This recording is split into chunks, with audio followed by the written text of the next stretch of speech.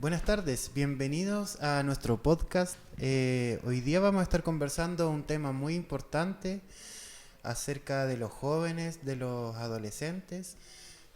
Vamos a estar también con invitadas especiales, nuestra profesora Karen, que es una tremenda profesional y en la cual nosotros obviamente confiamos.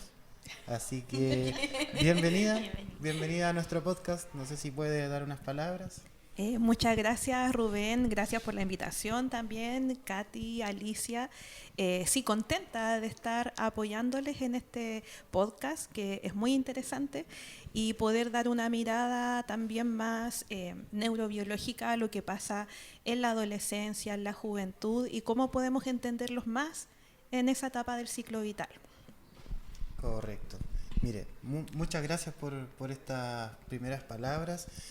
Últimamente es difícil comprender, ¿cierto?, a los adolescentes, a los jóvenes. Bueno, nosotros somos jóvenes, pero estamos ya en otra etapa.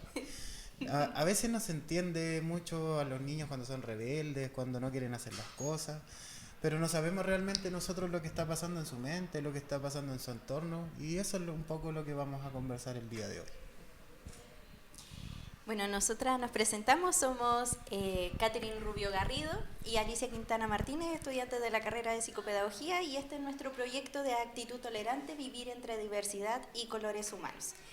Y queremos empezar con una frase que es que si alguna vez se han detenido a mirar un lienzo en blanco, al principio puede parecer ordenado, pero la verdadera belleza aparece cuando se llena de matices, de contrastes y de colores. Así que les damos la bienvenida a Vivir entre Colores, un espacio para conversar, para derribar mitos y abrazar la diversidad humana.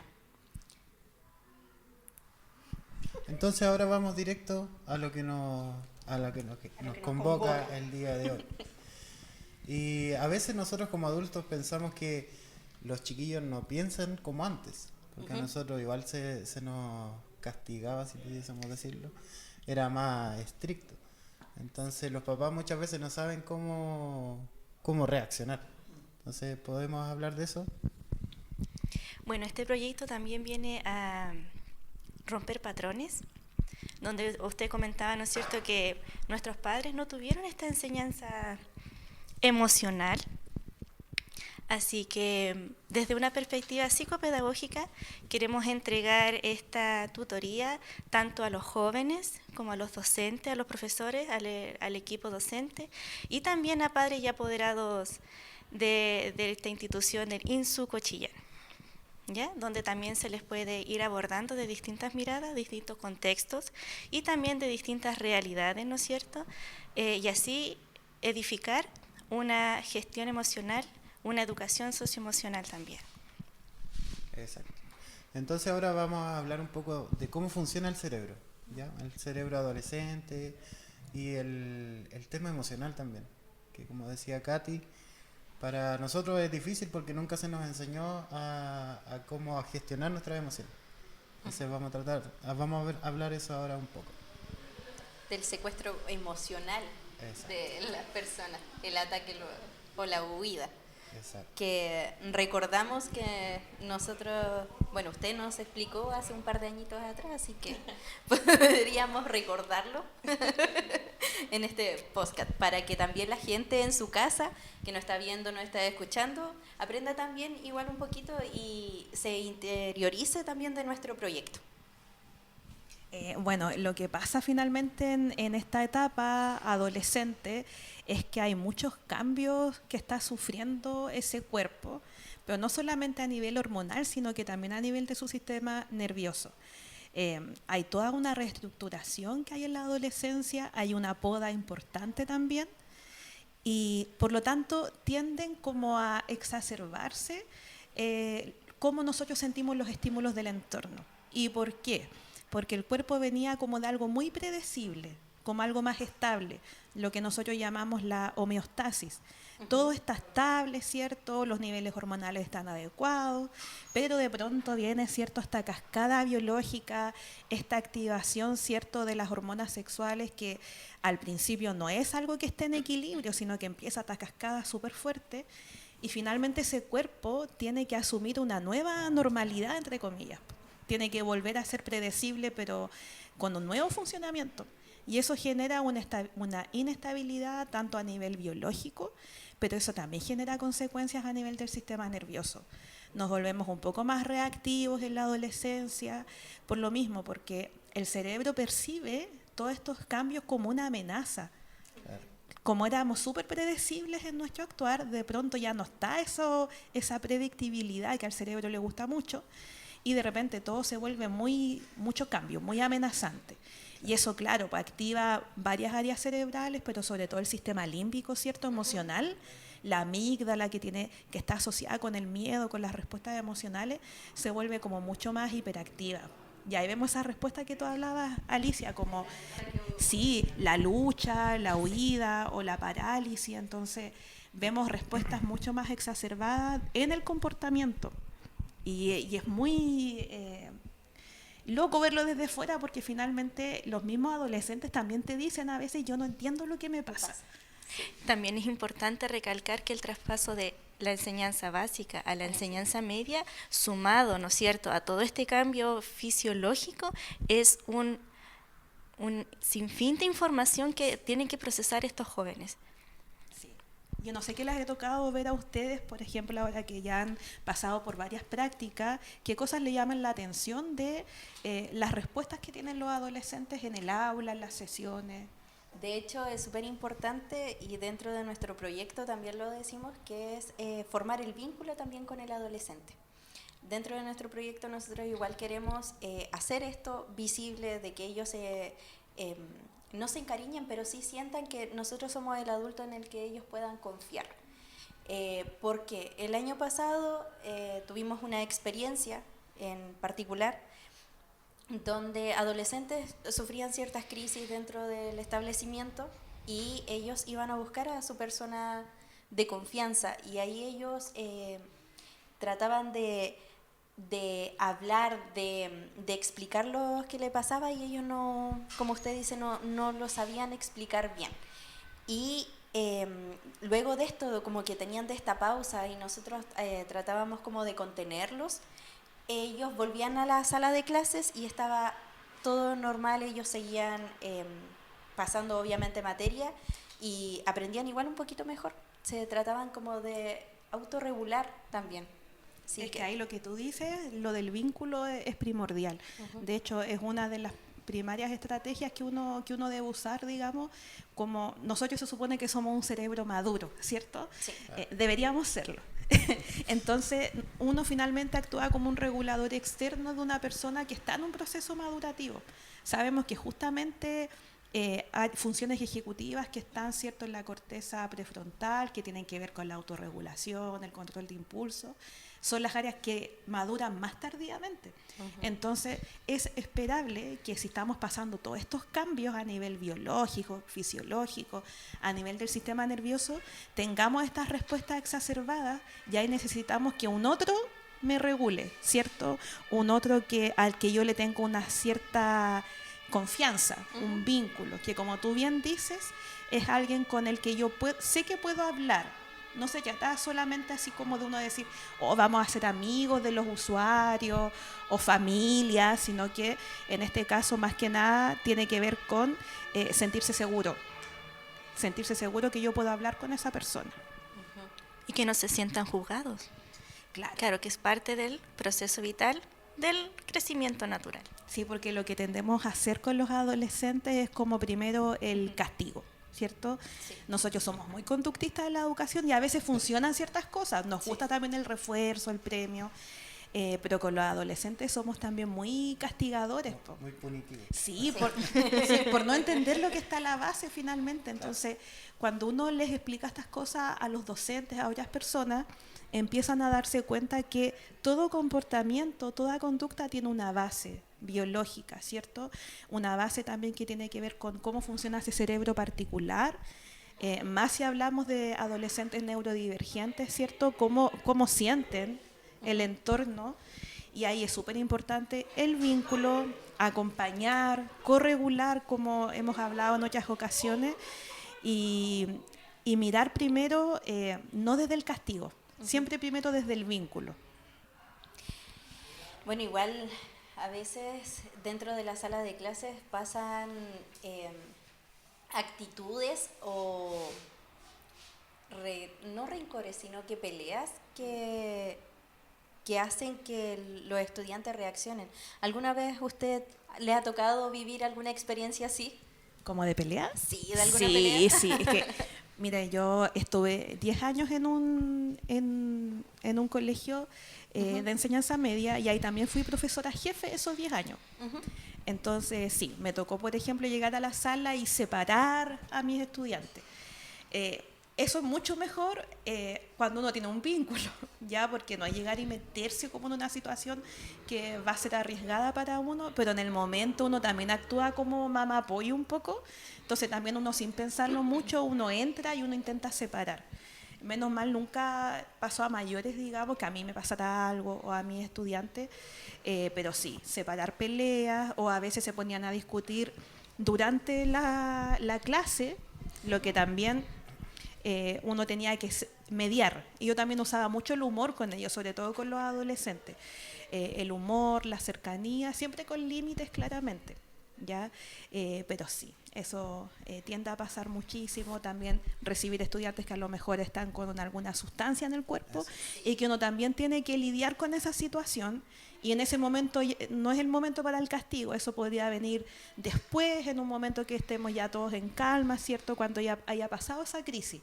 Pero ahí toca acompañar muchas veces ese proceso. Profesora Karen, ¿y usted cree que estas instancias o estos episodios son como para llamar la atención de alguna otra forma? Porque como ellos no tienen esta enseñanza, ¿no es cierto?, de acercarse a un adulto o no tener este adulto seguro, ¿es como su forma de expresar o de pedir ayuda?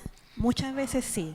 De hecho, yo te diría que lo que yo me llevo de enseñanza media era que la mayoría de aquellos estudiantes que eran catalogados como más problemáticos o disruptivos, esas palabras que son fuertes, eran estudiantes que lo único que querían eran un poco de atención, un poco de cariño, que si uno dedicaba todos los días de la clase, por ejemplo, un ¿cómo estás sentido? Hoy día, ¿qué pasó? Te veo los ojitos diferentes, así como uno mostraba un poco de preocupación y ellos como que se deshacían porque era notorio que necesitaban contención, vínculo, que necesitan acompañamiento. Es una edad muy difícil la adolescencia. Yo diría que hay dos etapas que son extremadamente vulnerables en el neurodesarrollo y una sería la infancia y la otra la adolescencia. Y es una etapa donde están muy solos los adolescentes, muy, muy solos. Entonces sí, muchas veces lo que necesitan es como la conducta también puede ser un llamado de atención para los adultos. Eso igual lo que queremos lograr nosotras con nuestra sala, que, bueno, más que sala, igual son talleres que queremos implementar dentro del establecimiento. Queremos organizar, obviamente, también charlas y que ellos aprendan también de esto. Así que agradecemos también su participación y queremos dar el paso también a nuestro compañero Rubén, que nos va a explicar también un poquito de su proyecto. Así que, Rubén, bienvenido. Gracias. Bueno, tiene que ver mucho también con lo que estamos conversando. El proyecto trata de evitar, ¿cierto?, que los chicos pasen a la educación de jóvenes y adultos a una edad temprana. ¿Ya? Y queremos evitar eso. ¿Cómo lo hacemos? Con lo que estaban hablando ustedes un poco. Escucharlos, hacerlos sentir que son importantes, porque dentro de un colegio todos los alumnos son importantes, ya sea que estén en pie, ya sea que sean, como la gran mayoría le dice, alumnos normales. Todos son importantes. Y para mí, en este caso, en el proyecto, es importante que los chicos no huyan, porque esa es una válvula de escape fácil. Sí. Pero la idea es que, porque, por ejemplo, la educación de jóvenes y adultos no es completa. Entonces, todo va muy rápido, son 2 años en uno, y no se alcanza a completar la educación como corresponde. Entonces, eso es un poco de lo que trata este proyecto. No sé si tienen alguna... ¿Esa sería como una segunda instancia de rechazo a la educación? Claro. Muchos de ellos, se me olvidó la palabra en este momento, pero dejan de venir al colegio. desertan. Desertan. Sería como el mal menor, si pudiésemos decirlo. El tema de que se vayan a la educación de adultos. Pero, ¿cuál es la idea? Evitarlo. Porque, como les decía, no es una educación como la que le corresponde a los niños de su edad. Entonces, eso busca evitar el proyecto. Yo creo que ahí es súper importante conversar, poner sobre la mesa cuál es la educación que le estamos entregando a los adolescentes, a las niñas, niños y adolescentes.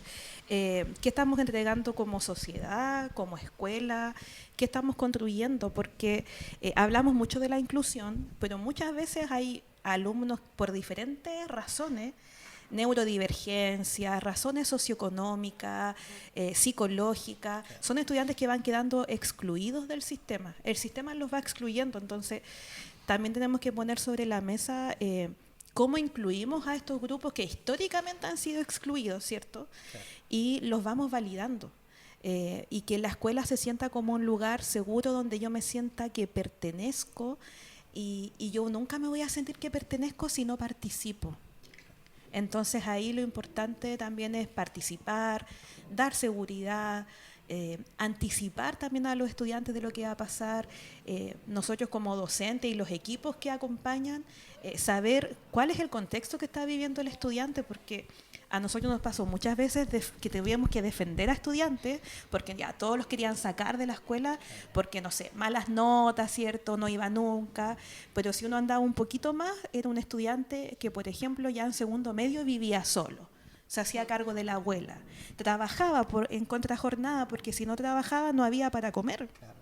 Entonces, cuando uno ve, cuando uno no ve esas realidades, uno solamente juzga desde fuera. Entonces, tenemos que ser muy lentos en juzgar a las personas, validar lo que el estudiante siente y, como habíamos dicho anteriormente, primero, ¿cuál es la palabra? Priorizar el vínculo sobre el control.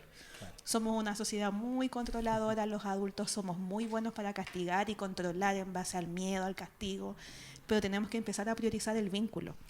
¿Qué pasa si lo hacemos? No sabemos, puede que tengamos unos resultados espectaculares, entonces tenemos que volver a mirar también la educación. Replantearnos, sí, replantearnos todo lo que estamos haciendo y lo que estamos construyendo.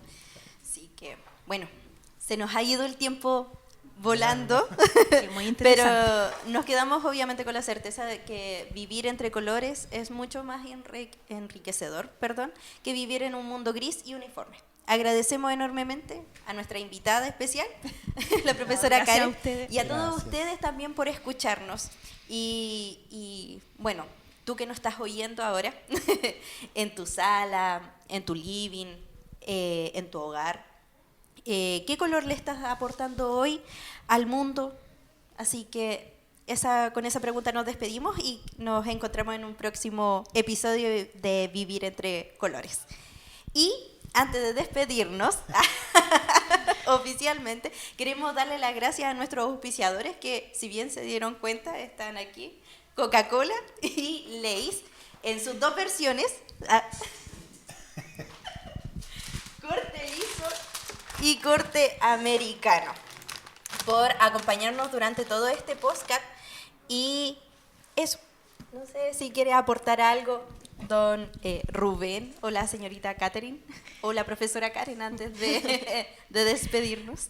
Quizás también como padres, como profesionales, volver a mirar a estos niños con una mirada respetuosa, empática, ponerse en el lugar de estos jóvenes que con todas estas emociones que los embargan, ¿no es cierto? Quizás no encuentren las palabras indicadas para poder pedir esta ayuda, pero sí a través de sus actos, ¿no es cierto? Y a través de nuestro proyecto que encuentren esa seguridad de que no se sientan juzgados, que se sientan comprendidos y con total libertad de expresar todo lo que sienten.